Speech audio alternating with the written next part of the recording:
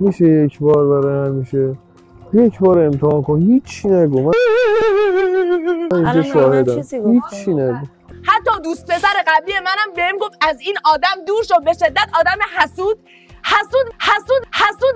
و خطرناکیه. حتی اون آدم بهم اینو گفت و تو هستی همچین آدمی، هستی.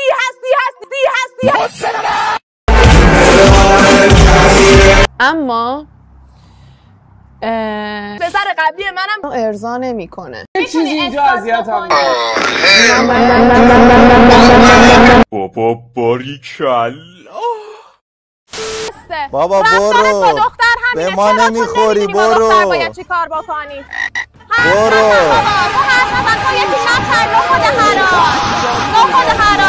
بزن تو صورتم ببینم. وحشی سگ. آره وحشی سگم یا اونجا رسیدم و بشین سر جا. با باکسان حاله تو بزن.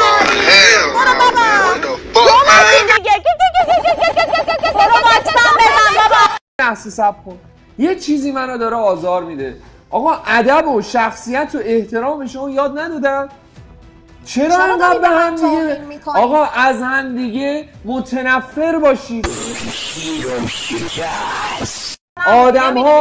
آدم ها مجبور نیستن همدیگه رو دوست داشته باشن، ولی مجبورن به هم احترام بذارن. بابا باریکلا.